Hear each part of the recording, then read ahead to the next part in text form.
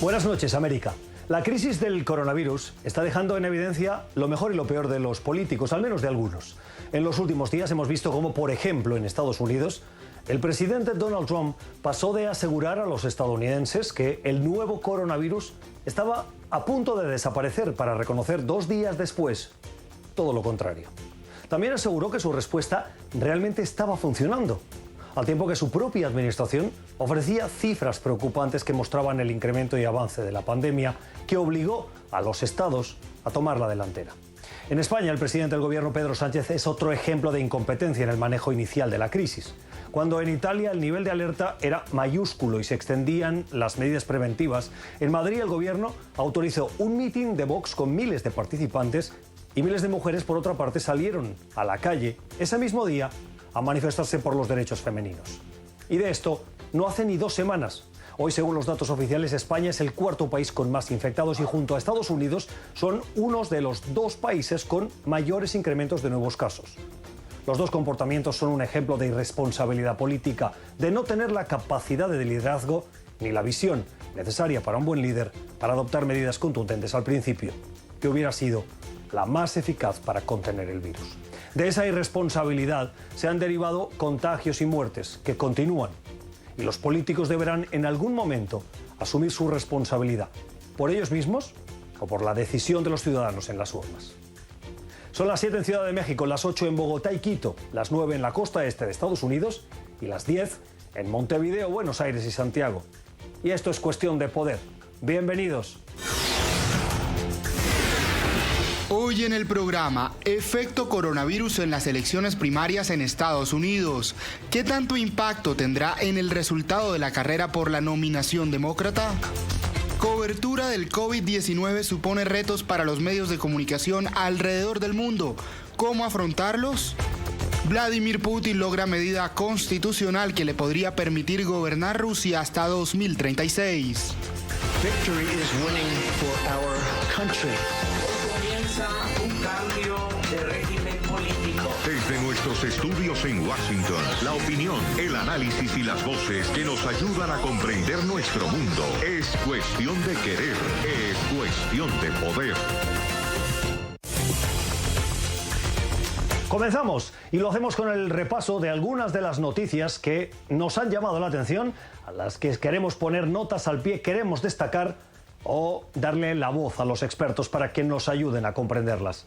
Vamos al estudio de NTN 24 en Washington. Paulina Chávez, bienvenida. ¿Qué destacamos hoy? Adelante.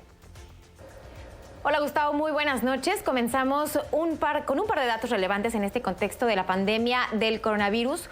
Un dato que hemos conocido de una nueva encuesta de la radio pública NPR junto a la consultora Marist, que revela el grado de confianza de los estadounidenses en la información que escuchan del presidente Trump sobre esta crisis. La confianza en la respuesta del gobierno federal está disminuyendo drásticamente. Miren los datos. Solo el 46% de los ciudadanos de este país cree que el gobierno federal está haciendo lo suficiente para prevenir la propagación del coronavirus frente al 61% que se marcaba en febrero. Y sobre la confianza que les genera Donald Trump, solo el 37% de los estadounidenses dice ahora confiar en lo que les cuenta frente al 60% que le tienen poca o ninguna confianza. Más datos que llaman la atención en este contexto de pandemia en Estados Unidos. Preocupante el incremento de ventas de armas de fuego y municiones. Diversas empresas legales y puntos de distribución autorizados han reportado un incremento de la venta. La noticia la publica el periódico The Guardian en su edición estadounidense. Según el rotativo, el principal motivo esgrimido por los compradores es que quieren estar listos ante los temores a posibles disturbios sociales en medio de la crisis del coronavirus, como una forma de autoprotección. Se han visto incluso largas filas de clientes haciendo cola frente a las armerías para abastecerse durante los últimos días. El incremento de armas ha sido más pronunciado en estados como Carolina del Norte o Georgia. Bueno, y vamos con más noticias de esta actualidad en la que nos queremos fijar el día de hoy. En Rusia, el Tribunal Constitucional avaló los cambios en la Carta Magna que permitirían al presidente Vladimir Putin permanecer en el poder 2 mandatos más. La Corte abre así la puerta para que Putin pueda volver a presentarse a unas elecciones, pese a que debería dejar su sillón en 2024. Saludamos ahora a Darío Mizrahi, él es sociólogo y periodista especializado en política internacional. Muy buenas noches, Darío. Gracias por estar con nosotros y platicar con el auditorio de Cuestión de Poder sobre este tema tan importante. Dinos, ¿qué significan estos cambios que fueron ya aprobados en una primera instancia? Bien, básicamente lo que hizo la Corte Suprema es decir que es legal la reforma constitucional que aprobó el Parlamento ruso semanas atrás, que entre otras modificaciones lo más importante es que habilita a Vladimir Putin, que bajo la Constitución vigente debía abandonar el poder en 2024, ya que ahí terminaba su segundo mandato consecutivo y la Constitución solo habilita 2 mandatos consecutivos, lo habilita a presentarse a otros 2 mandatos, porque básicamente lo que dice es que como la Constitución queda reformada, es como si empezara todo de vuelta nuevamente y estuviera todo de cero, entonces Putin puede volver a presentarse como si no hubiera sido presidente, lo que en los hechos significa que está en condiciones de permanecer en el poder hasta 2036, en caso de que gane elecciones que, como sabemos, en Rusia no son competitivas y están, digamos, diseñadas para que gane el oficialismo. Así que la conclusión es que lo que permite esto es, en alguna manera, la garantía de que Putin va a seguir en el poder por, bueno, casi 2 décadas más.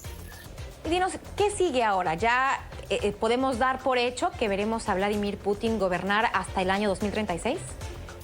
Bueno, a ver, en principio en realidad queda un paso más, que es que estaba pautado para el 22 de abril un referéndum en donde la ciudadanía tendrá la posibilidad de avalar o tirar, digamos, o desechar las reformas propuestas. Lo que ocurre es que las elecciones en Rusia están pensadas para que las gane el partido de Putin. La realidad es que no están dadas las condiciones para que haya una oposición real. Por eso Putin gana las elecciones por 70-80%, digamos, los únicos opositores que tienen alguna capacidad de hacerle sombra no se les permite participar. Entonces, realmente si que hubiera un referéndum totalmente transparente y competitivo sería llamativo, no está dentro de los planes. Por eso se afirma que si ese referéndum sale con el resultado que se espera, bueno, ahí sí ya legalmente va a estar en condiciones de presentarse. Claro, estamos en el año 2020, las elecciones serían recién en el año 2024. Si ocurriera algún colapso económico, político de Rusia muy fuerte en los próximos 4 años, bueno, es posible que Putin no esté en condiciones de continuar el poder, ¿no? Por supuesto. Ahora, lo que estos cambios legales significan es que él ya no va, primero, que él ya no va a tener trabas legales para continuar en el poder. Hasta ahora, él tenía una traba legal que decía que en 2024 él ya no podía ser más presidente. Y en segundo lugar, y esto es quizás lo más importante, es que hasta aquí Putin no había expresado, al menos no abiertamente, su voluntad de continuar en el poder. Siempre mantenía como, bueno, cierta cautela, lo cual ponía a muchas personas dentro de su círculo, dentro de la estructura de poder de Rusia, un poco nerviosos respecto a si iba a continuar o no. Bueno, esta reforma es la confirmación de que Putin va a quedarse, en principio, o él pretende quedarse de por vida gobernando Rusia, y que tiene la fuerza para que al menos todo el aparato legal e institucional del país acompañe su voluntad. Rusia ya no es el gigante en materia económica que solía ser. ¿Por qué entonces sigue tan alta la popularidad del presidente Vladimir Putin? Bueno, sin duda, Putin es un líder popular en Rusia, eso es innegable. Así como decimos esto, también hay que decir que es muy difícil hablar de, digamos, las medidas de popularidad, de encuestas, sondeos de opinión en países donde la libertad de expresión está tan restringida y donde uno puede sospechar que si alguien le pregunta en la calle no tiene toda la libertad del mundo para decir me gusta o no me gusta este presidente, ¿no? Creo que eso lo podemos entender todo, no es lo mismo que lo que puede pasar si a alguien le preguntan si le gusta el presidente de Colombia o el presidente de Argentina, donde las personas responden con absoluta libertad. Dicho esto, es indiscutible que es un presidente popular, y la realidad es que en Rusia no haya una democracia consolidada no es porque Putin es malo, la realidad es que hay cuestiones políticas, culturales, que tienen mucho arraigo durante muchos años, por los cuales en Rusia nunca se desarrolló un sistema democrático liberal como el que podemos conocer en Europa y en casi toda América. Entonces, la realidad es que hay un apego a los líderes fuertes y hay que entender que los años 90, posteriores a la caída de la Unión Soviética, fueron dramáticos para Rusia. Fueron dramáticos porque fueron de un profundo deterioro económico.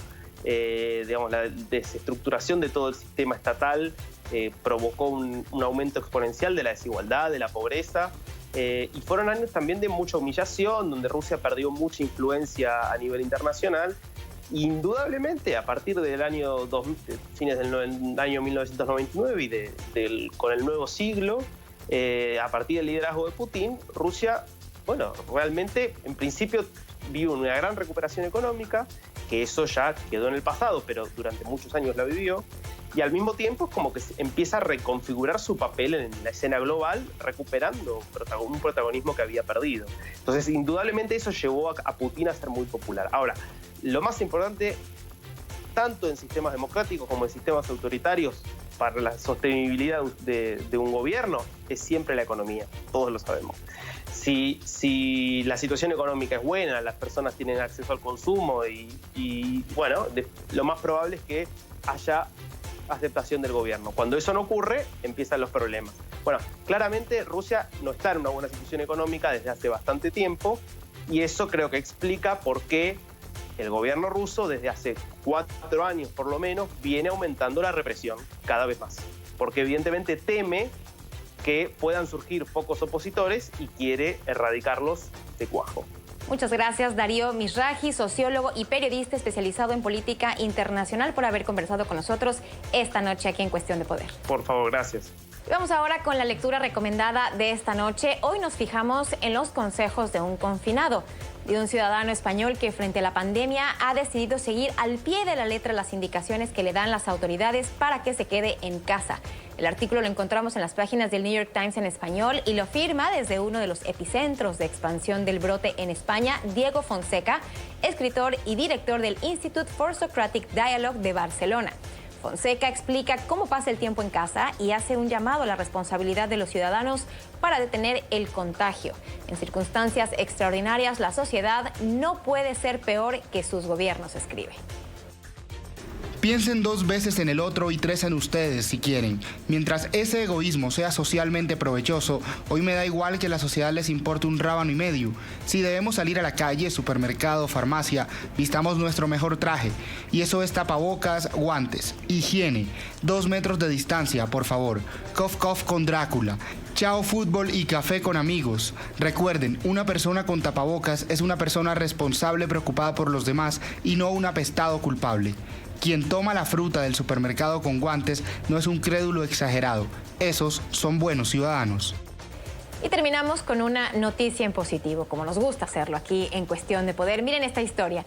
En una pequeña localidad llamada Hartley, en el estado de Iowa, una mujer de 93 años tiene por costumbre salir cada mañana al pequeño balcón de su casa para saludar al autobús escolar que lleva a decenas de niños. Este pasado domingo, la mujer, Bonnie Linder, celebró su cumpleaños y los niños del autobús y su conductor decidieron darle una sorpresa.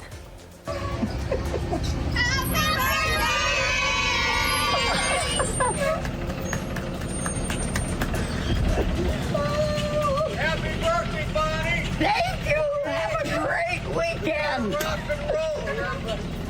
I want to wish you a happy birthday. Have a good one! I hope it is!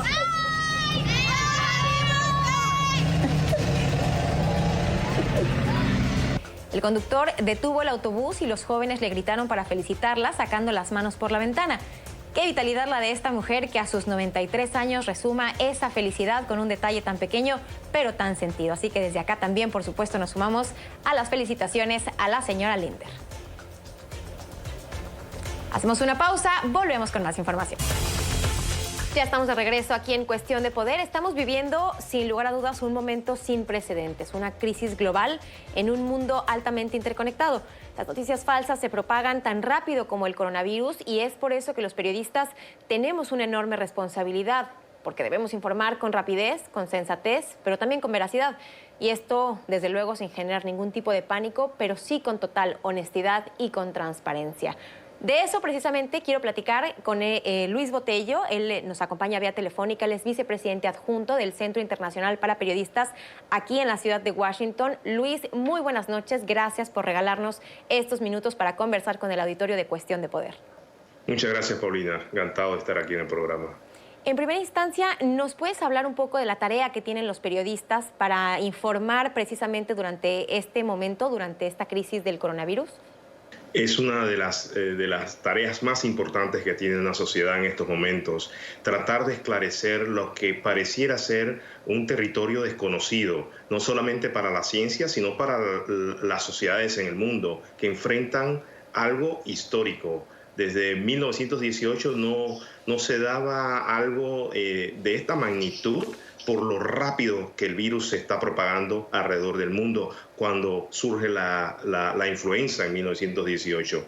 Entonces, el rol de los medios es tratar de esclarecer, porque estamos como en las nieblas en estos momentos, sin saber qué hacer, dónde ir. No se conoce mucho todavía sobre las cosas que pueden hacer que contrarresten el avance del virus. No se sabe mucho de la ciencia, o sea que se está tratando de contrarrestar un problema global al mismo tiempo que los científicos, los expertos están tratando de entender qué es lo que está pasando. En ese mundo los periodistas tienen un rol importante, no solo de informar lo que está ocurriendo en el día a día de las víctimas, los casos, sino también de darle al público algunas orientación de qué es lo que pueden hacer, cómo lo deben hacer y hacia dónde ir en el caso de que esto se extienda por muchos meses.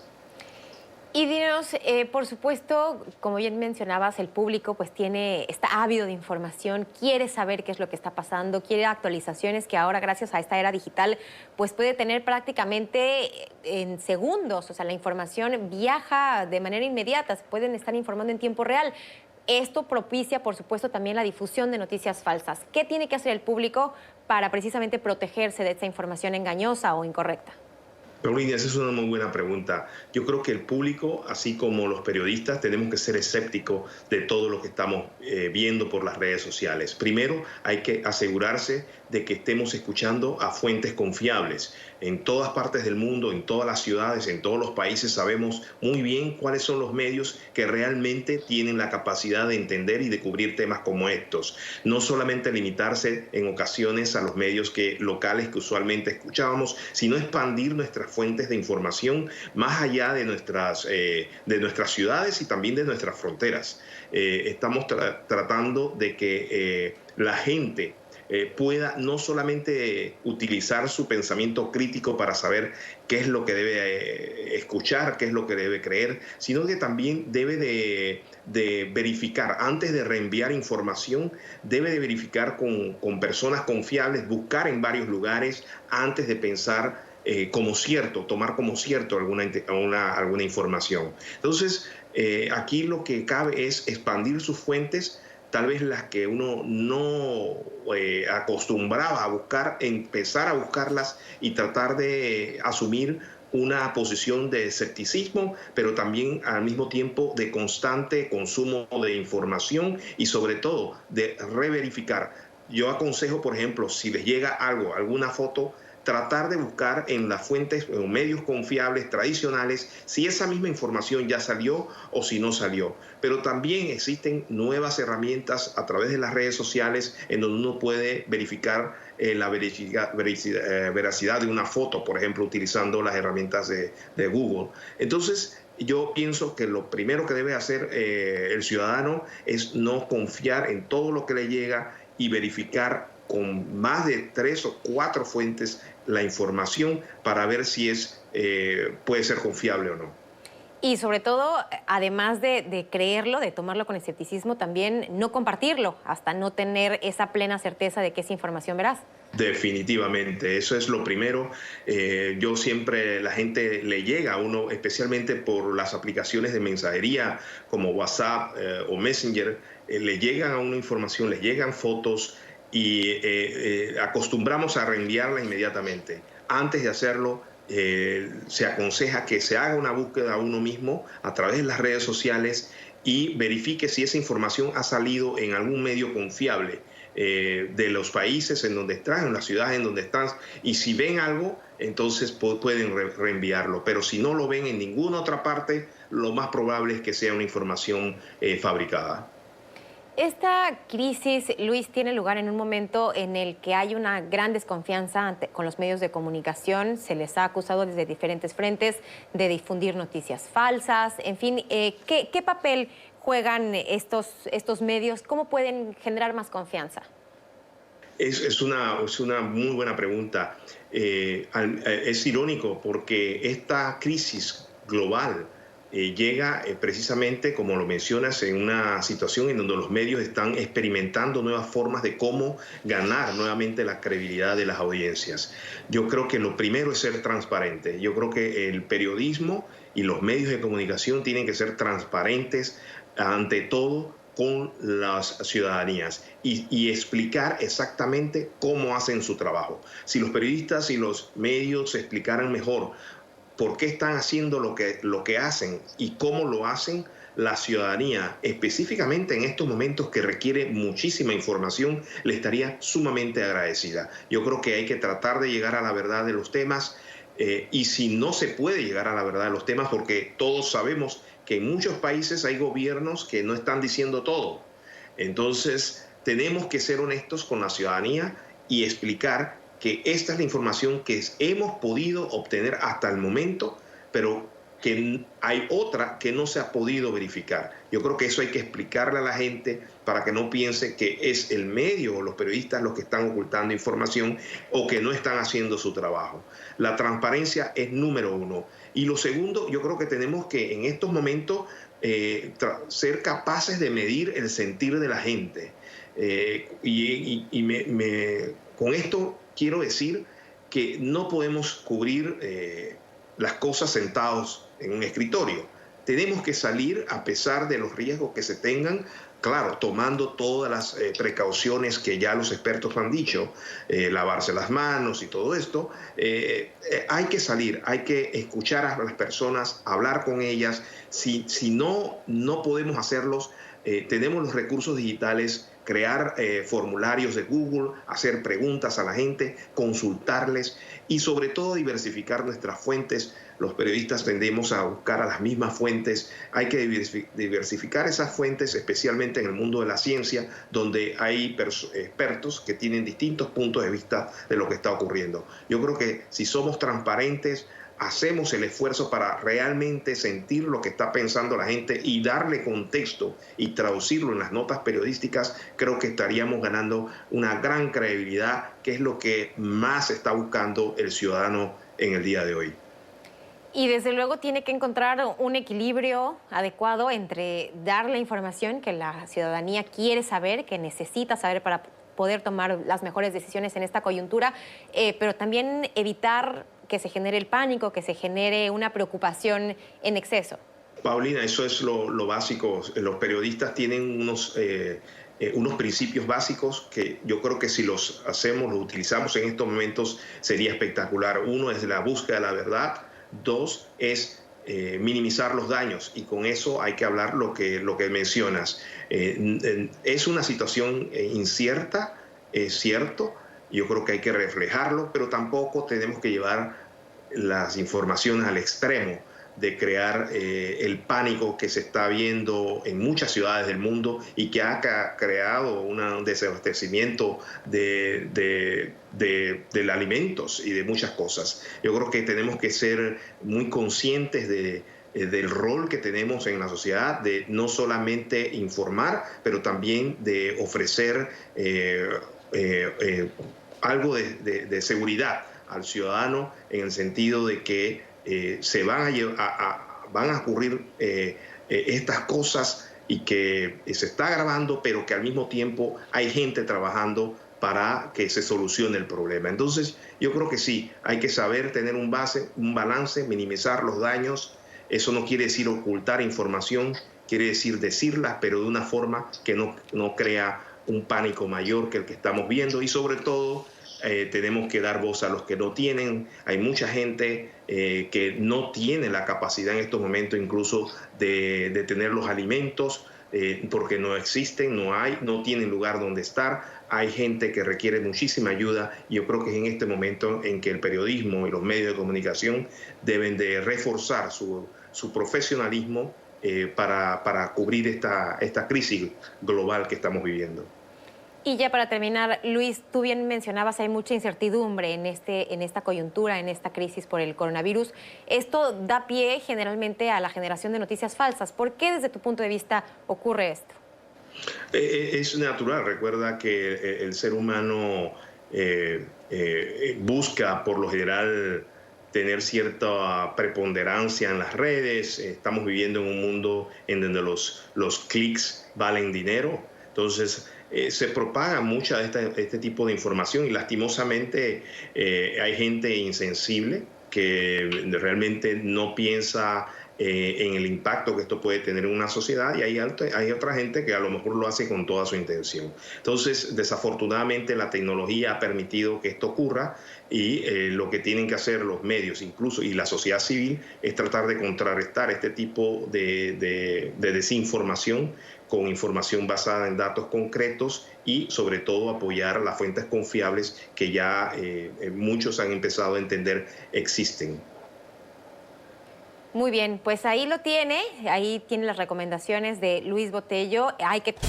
Continuamos con más información aquí en Cuestión de Poder. Platicamos ahora con Luis Dávila, él es analista político, él es miembro también del Comité Nacional Demócrata, porque como usted lo sabe, el día de hoy se llevan a cabo elecciones primarias en diversos estados, en Arizona, en Illinois y en Florida. Avanza este proceso para determinar quién será el candidato demócrata que se estará enfrentando al presidente Donald Trump en las elecciones del próximo noviembre. Esto ocurre, por supuesto, en medio de esta crisis por el coronavirus, en medio de la incertidumbre, en medio del temor también de los electores. Luis, muy buenas noches. Gracias por platicar con nosotros aquí en Cuestión de Poder. Iniciamos primero con tu pronóstico. ¿Quién saldrá beneficiado el día de hoy en estas elecciones primarias? Bueno, primero que nada, muchas gracias por la oportunidad. ¿Verdad? Es un poco difícil pensar un poco, ¿verdad?, en cuestiones políticas, ¿verdad?, en el ambiente que se está viviendo hoy día, pero hay que seguir, ¿verdad? La vida continúa. Yo creo que esta noche, ¿verdad?, vamos a ver 3 estados claves. Yo creo que en el caso de Florida, me parece que el presidente Biden tiene una delantera bastante cómoda. En Illinois también, pero pues cualquier cosa puede pasar. Yo creo que hay que, ¿verdad?, mirar un poco cuánta gente está yendo a votar, porque el asunto del coronavirus creo que es algo que va a afectar la cantidad de gente que vaya, ¿verdad? Y dependiendo qué grupo o qué demográfico es el que se afecta en cuanto a ir a las urnas a votar, podría tener un efecto en la contienda. Pero si se ven las encuestas, ¿verdad?, lo que se ve es que es un Joe Biden el que va en la delantera en este momento. Estaba programado, Luis, también que el día de hoy hubiera elecciones primarias en Ohio. Sin embargo, el gobernador pues interpuso una demanda para que estas fueran suspendidas, para que fueran llevadas a cabo en otro momento, alegando precisamente este tema del coronavirus y el riesgo que podría generarle a la población. ¿Esta, desde tu punto de vista, fue una decisión acertada por parte del gobernador de Ohio? Bueno, yo en términos de temas estatales doy mucha extrema deferencia, ¿verdad?, al gobernador y al que esté, ¿verdad?, a cargo de ese estado. Cada estado es distinto. Él probablemente ellos determinaron que el sistema que tenían en el momento, ¿verdad?, la organización y la forma en que estaban organizados no era la más apta para tener un evento electoral. Así es que en ese sentido yo doy completa deferencia y completo respaldo a la decisión que tomara Ohio en el día de ayer. De hecho, Puerto Rico, que es el estado donde yo vengo, también se están posponiendo las primarias que estaban pautadas para el 29 de marzo a que se celebren el 26 de abril o una fecha posterior si llegara el 26 de abril y no estuvieran aptos el ambiente para poder tener un evento. Nada, estamos, ¿verdad?, ante una situación que no tiene precedentes y puedo entender perfectamente por qué un líder, ¿verdad?, como jefe político de ese estado decida que haya que suspender o posponer un evento electoral. Sin lugar a dudas, una crisis sin precedentes, como tú bien mencionas. Hemos visto cómo pues, día a día se van actualizando los criterios, se van tomando nuevas medidas en función de cómo va avanzando el virus, que además de que ha alterado pues, toda la vida normal, no solo en los Estados Unidos, sino en diversas partes del mundo, pues bueno, tiene ahora este componente extra que se da en medio de la campaña electoral, en medio del proceso político, un proceso político aquí en los Estados Unidos. Dime, ¿qué estaría o qué tendría que estar haciendo el Comité Nacional Demócrata? Porque pareciera que en esta coyuntura los votantes tendrán que elegir entre ejercer su derecho al voto o proteger su salud.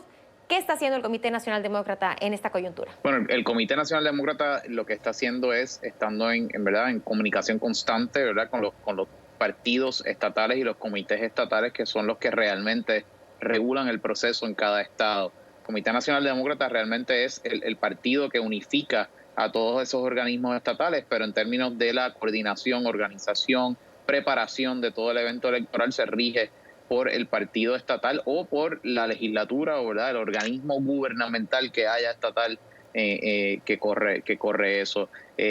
Nosotros hemos seguido, ¿verdad? Tom Pérez, el presidente del partido, ha estado presente en varios medios de comunicación, dando su punto de vista, ¿verdad? Diciéndole a la gente que ¿verdad? En donde se ha determinado que es seguro ir a votar, que por favor vayan, que ejerzan ese derecho y ese deber cívico que tienen de salir a votar y que no desaprovechen la oportunidad. ¿Y qué alternativas pueden tener los electores en esta coyuntura? ¿Veremos quizá un refuerzo en el tema del voto por correo? Bueno, sí, yo creo que el voto por correo podría ser una alternativa. El voto adelantado también, aunque el voto adelantado es algo que estamos acostumbrados a ver, ¿verdad? De que las urnas y los centros de votación están abiertos por varios días, pero hay muchos estados y jurisdicciones donde el voto adelantado prácticamente no existe. Así es que yo creo que va a ser una combinación entre voto adelantado, voto por correo y quién sabe, ¿verdad? El voto electrónico yo creo que estamos un poco lejos de eso, pero eventualmente yo creo que en el futuro veremos la posibilidad de quizás uno votar por internet de la misma forma que uno, ¿verdad?, radica su planilla de impuestos, por ejemplo. Uh-huh. Y enfoquémonos en las elecciones de esta noche, como señalábamos, Florida, Arizona e Illinois, 3 estados importantes en la contienda y 3 estados también con una alta población de latinos. ¿El voto latino en esta ocasión será determinante sobre el ganador de estas elecciones? Ciertamente va a ser determinante y es importante que el público entienda, ¿verdad? Hemos escuchado, ¿verdad? Y siempre los expertos hablan del voto latino y de cómo puede afectar. El voto latino de por sí es muy diferente cuando uno entra a ver en detalle, ¿verdad? Los demográficos y de dónde viene y ¿verdad? ¿Cuáles son los intereses que de verdad tiene cada uno de estos grupos dentro de los grupos latinos. Por ejemplo, los grupos latinos de Florida, mayormente en términos de política, son influenciados grandemente por la comunidad cubana, la comunidad venezolana. Ese no es el caso, por ejemplo, en Arizona, donde se ven otros grupos, ¿verdad?, dentro de la comunidad latina que tal vez tienen otros intereses. También se ha hablado mucho, ¿verdad?, de a qué candidato favorece el elector latino y pues se ha hablado mucho de el incremento en favorabilidad que ha tenido el senador Sanders dentro de la comunidad latina, y eso sí es cierto, los números están allí.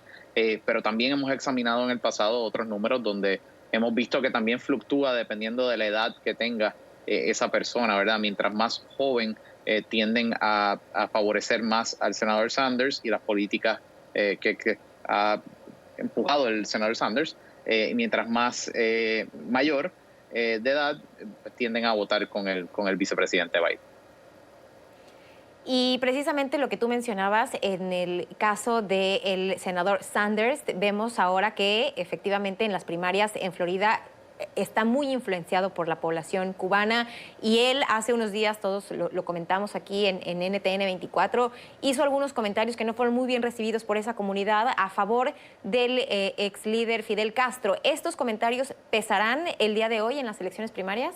Definitivamente, en Florida creo que, y más todavía cuando se le preguntó y se le cuestionó, él técnicamente no se disculpó o no trató de cambiar la versión o de decir, mire, claramente dije eso, pero sin duda no estoy negando todo esto otro. Yo creo que él ha tratado de defender su posición inicial y eso no ha tenido muy buena acogida dentro de los círculos latinos en Florida. Yo creo que en Florida le va a afectar mucho, quizás en Illinois no le afecte tanto.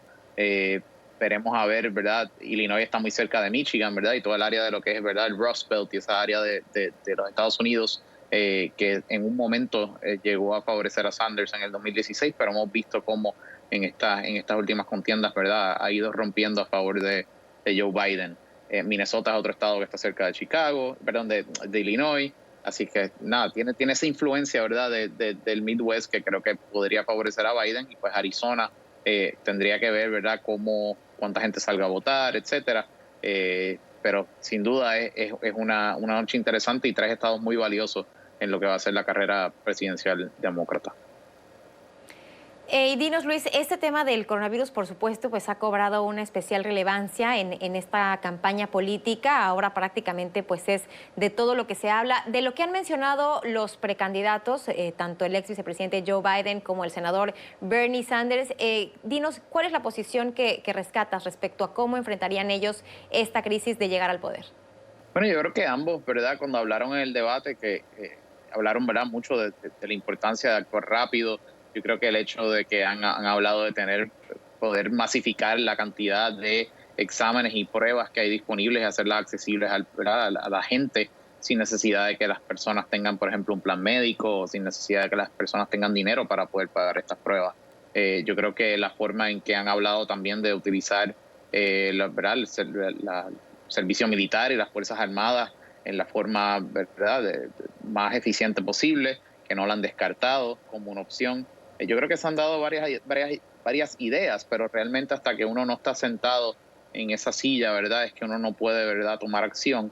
Así es que yo creo que espero, ¿verdad?, que las autoridades estén escuchando a todo el mundo, inclusive a miembros de la oposición política en cuanto se refiere, en cuanto a recomendaciones para mejorar la calidad de vida y cómo enfrentar esta crisis se refiere. Y desde tu punto de vista, ¿qué impactos son los que seguiremos viendo durante las próximas semanas, durante los próximos meses en cuestión de las campañas políticas? Hemos visto que se han cancelado algunos de los mítines, hemos visto que pues, se ha restringido o reducido al mínimo la interacción que tienen también con la gente para entusiasmarlos, para animarlos a votar. ¿Qué otros impactos crees que estaremos viendo en las próximas semanas respecto al coronavirus en este proceso electoral? Bueno, yo creo que yo hablaba de esto anoche con mi esposa y hablábamos qué va a pasar con las campañas, ¿verdad? Porque todo cambia y cómo cambia el entusiasmo. Yo creo que de alguna forma van a tener que ingeniarse a hacer algún tipo de encuentro digital donde todo el mundo, ¿verdad?, participe. Muchos de los políticos hoy día, ¿verdad?, utilizan sus cuentas personales de redes sociales, etcétera, para hacer lives, etcétera. Quizás una modalidad de eso mezclado con, no sé, algún evento donde en realidad sea un poco más interactivo con el público. Porque la realidad es que va a cambiar todo y la forma en que operamos, y lo estamos haciendo todo ahora desde nuestras casas. Así es que de qué forma los candidatos pueden llegar a tu casa, yo creo que va a ser la clave en temas electorales. Y por supuesto también los temas que se van a discutir. Siempre uno hace sondeos, ¿verdad?, y entrevistas, encuestas de qué es lo que más le preocupa a la gente. Usualmente es economía, salud, inmigración, etcétera. Si usted sale a la calle hoy día, que no puede, o por lo menos en varios lugares no puede, pero si saliera a la calle a preguntar, yo creo que lo primero que estaría en la mente de todo el mundo ahora mismo es el coronavirus y cómo se enfrenta a esto. Así es que yo creo que las campañas van a comenzar a hablar mucho sobre esto y mucho sobre la respuesta federal y la forma en que está respondiendo el presidente Trump. Y por supuesto pues habrá que ver cuánto de esas discusiones traen ideas a la mesa que no se han abordado y que tal vez puedan ser de beneficio para el pueblo. Y precisamente sobre esto que mencionas, Luis, ha habido un cambio notable de tono de parte del presidente Trump. Ahora parece que ya pues más enfocado en la realidad, asumiendo este tema del coronavirus con una gran seriedad. Desde tu punto de vista, ¿ha sido adecuado el manejo que le ha dado en las últimas horas el presidente Trump? Bueno, sí, si lo vamos a evaluar por las últimas horas, sí, yo creo que ha sido eficiente. Hemos hablado antes en el pasado, ¿verdad?, lo lento que ha sido, la forma en que ignoraba, la forma en que continúa dándole la mano a las personas en las conferencias de prensa, etcétera. Creo que hoy vimos una persona más seria. Creo que el presidente está siendo informado mejor, o tal vez está por fin entendiendo las repercusiones y, ¿verdad?, y la seriedad que tiene esto. ¿verdad? Lo complicado que se ha puesto en otros países, ¿verdad? Como Italia, que está sufriendo, lo leemos todos los días y es desgarrador las historias que estamos leyendo. Así es que yo creo que sí, fue un poco más serio hoy, pero pues mucha palabra por ahora, poca acción. Los aeropuertos siguen, ¿verdad?, llegando la gente y leemos historias todos los días reportadas en la prensa de cómo no se está haciendo ningún tipo de evaluación de las personas. Así es que nada, esto es una cosa que cambia todos los días, habrá que seguir velando y viendo dónde podemos mejorar para que se pueda controlar la crisis. Y que sin lugar a duda, como bien mencionas, pues seguirá cambiando conforme avancen los días, conforme tengamos más información. Antes de terminar, cuéntanos rápidamente cómo está el calendario de primarias, cuáles son los próximos estados que estarán yendo a las urnas y si esperas también que haya algún tipo de ajuste en este calendario. Bueno, ahora mismo no tengo el calendario frente a mí, pero sé que luego de estas 3 contiendas, las próximas que estaban pautadas para la semana que viene, me parece que era la de Puerto Rico, el 29 de marzo, esa queda cancelada. La próxima grande que yo veo en el panorama es la de Nueva York. La de Nueva York creo que está pautada para abril, pero se está hablando de atrasarla para mayo, quizás junio. Vimos Ohio, Luisiana también pospuso las de ellos. Realmente yo creo que el próximo estado grande, ¿verdad?, con mucha cantidad de delegados es el estado de Nueva York. Y eso sin duda será, si no se decide hoy o en las próximas semanas, yo creo que ese va a ser el estado decisivo.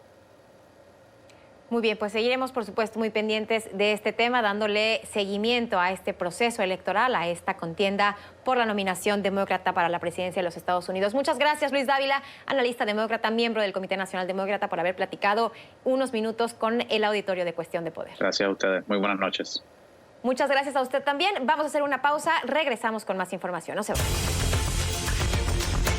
Tiempo para la cultura en Cuestión de Poder, para la recomendación que hoy nos llega de la mano remota de Alexandra Colonna Mil. Alexandra, buenas noches. ¿Qué nos recomiendas? Hoy un documental, se llama McQueen, estrenó en 2018 y es dirigido por Ian Bonnot.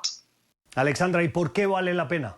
Bueno, porque un día como hoy hubiese estado de cumpleaños Alexander McQueen, ese gran diseñador británico que desafió todas las normas del mundo de la moda y que pues verdaderamente se convirtió en un ícono. Lamentablemente él falleció en 2010, pero hoy lo recordamos con esta gran película, este gran documental que tuve la oportunidad de ver. Es maravilloso, se enfoca en la vida y en la carrera de este diseñador y es una mirada muy íntima a la mente de Alexander McQueen, que como dije, lamentablemente murió demasiado. Es la recomendación cultural de Alexandra Colonna Mil. Alexandra, gracias.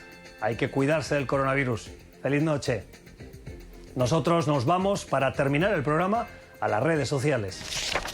Y en las redes sociales nos fijamos en algunos mensajes que nos han llamado la atención en estos tiempos de incertidumbre, tiempos de pandemia de coronavirus.